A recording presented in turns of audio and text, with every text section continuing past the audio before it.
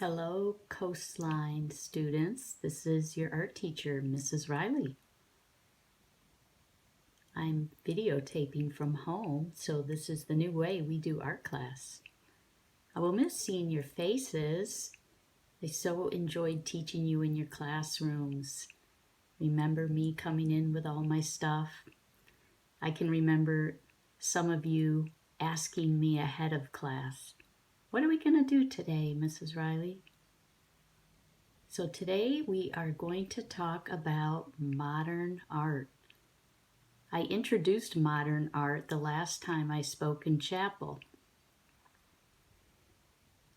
Right now we're looking at an abstract art piece by Wassily Kandinsky. Let me flip to the next one. Kandinsky. He was born over 100 years ago in Moscow, Russia. Okay, let's flip to another one. Let's just look at this part here.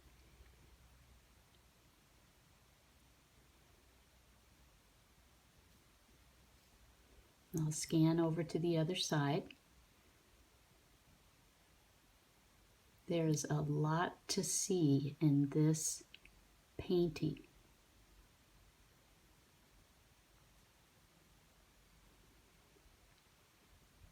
Here is another painting, a little more simple because there is only one shape involved.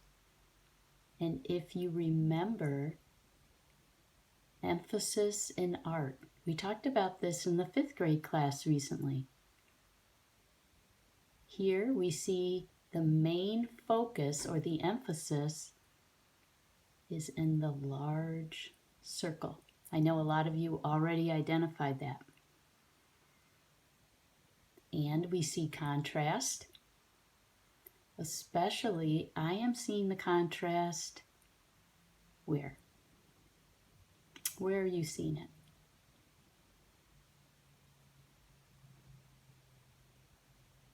Even though they're smaller circles, it's the yellow against the black background.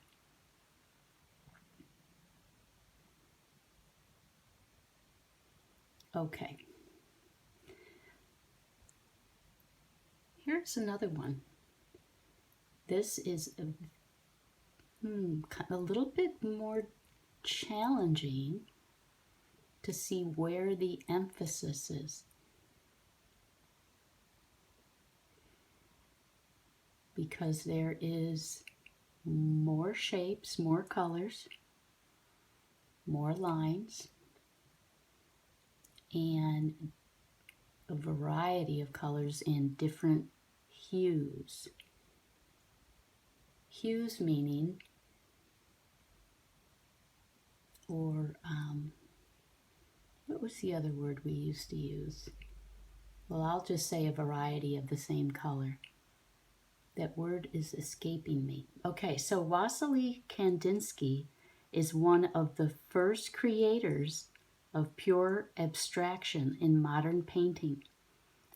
His early career started in 1892 after graduating from law school with honors. So he actually started his career as a lawyer. 4 years after graduating, he decided to attend art school. This abrupt change was attributed to seeing an exhibition of French Impressionists in Moscow. Especially, he was very intrigued with Claude Monet's Haystacks at Giverny. That's the name of the painting, Haystacks at Giverny. For Kandinsky, in his paintings, color became more an expression of emotion rather than faithful description of nature or subject matter. So I would say here that is true. He formed friendships during his art time with artists of groups, other painters of that time, such as Paul Klee. He frequently exhibited his art. He taught art classes, and he also published books on art theory. Okay, so let's take a minute and talk about what is abstract art. Abstract art seeks to break away from traditional representation of physical objects. So, what would be traditional representation? Well, if you're drawing a tree, you want it to look like a tree as God created it. That would be a traditional representation. But abstract art explores the relationships of form or forms and colors, whereas more traditional art represents the world in more recognizable images. Some people don't like abstract art.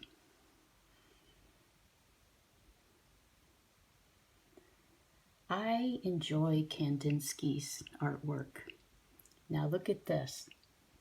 This is a very simple artwork. You can tell that his focus was not in creating a perfect work.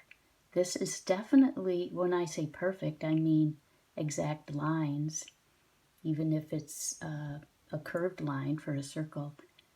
I think he was really focusing on expressing color here freely, right? And here's another one.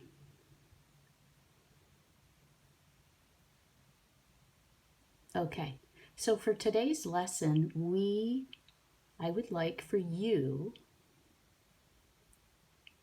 to express yourself with colors and shapes.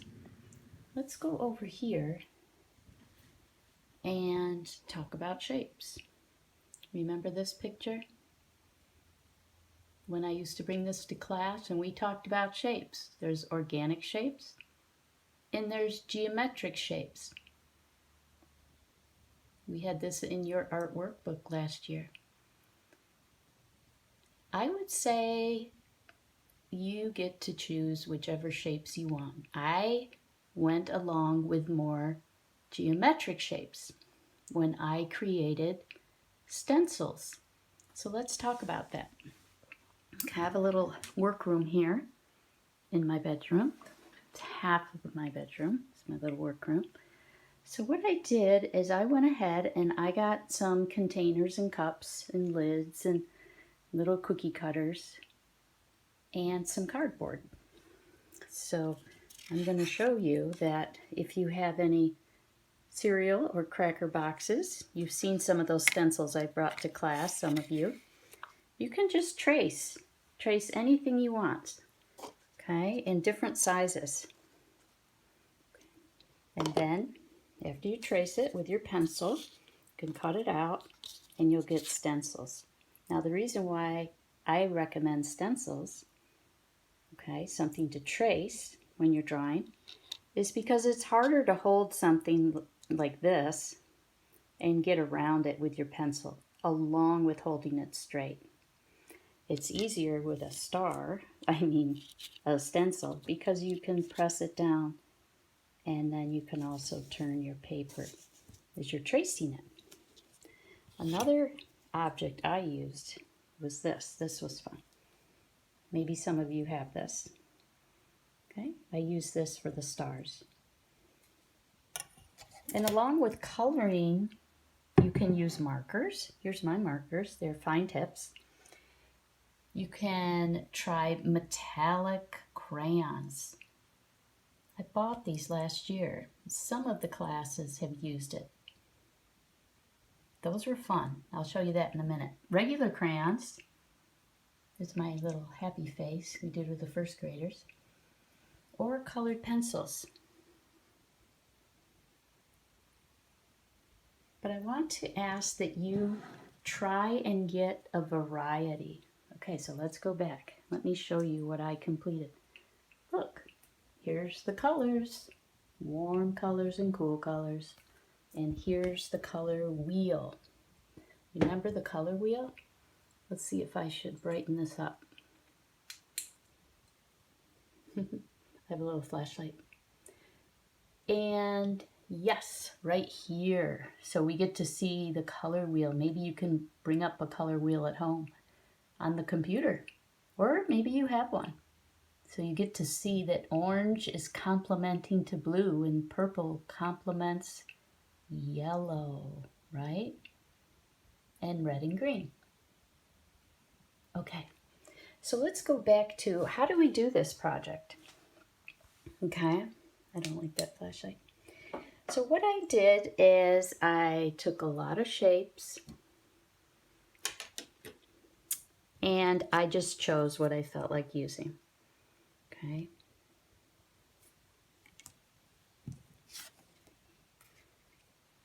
And I traced. And I even used a triangle, another shape of circle. And I just put together my own Kandinsky style drawing. It's a little bit difficult to show, but I want to challenge you to do that also and overlap your shapes. Okay, so this is an idea. Let's stand still. Overlapping shapes so you can apply your color. And if you have where your line, like I'm making this appear like a doorway, this big square, which I drew with just a regular greeting card. I used this greeting card and I laid it down and I drew around those circles. This one appears to be a planet. I drew a door. That's what I'm making it appear to be. So I have this object here overlapping. When you have an overlap and it's a visible overlap, make this other color a different color than this. Okay? See how that looks. Here, I overlapped, but I didn't let the other the corner of the triangle show through. So these will be separate colors. Okay? Here is overlapping. So I would say, let's say you do purple, yellow, blue, or orange, blue, green, something like that, where this then will stand out. See here? Kandinsky does that here. Okay? He also does it here. There's no visible lines, but he overlaps and changes the colors. Let's see if I can. It just makes for a very, look right here. Look at this little blue and white. Okay, here he overlapped and he kept the rest of the red circle hidden. Okay. All right, so now I'm going to show you. This is the last part of our presentation. This is what I did. I took my time at home, and yesterday I created this Kandinsky-like drawing. I did look at his work of art, and I kind of used it as my guide. So this isn't an original Mrs. Reilly. This is my Kandinsky-like. And I wanted to tell you how I did this. Let me know if you have any questions. Oh, wait a minute. You can't ask me questions. You just have to listen. So I did a marker here, and I did marker along the edges. I did a marker in this small, long rectangle, and I did a marker here on the lines. Took my time. I'm not done yet. This is colored pencil. And let's see, this is marker.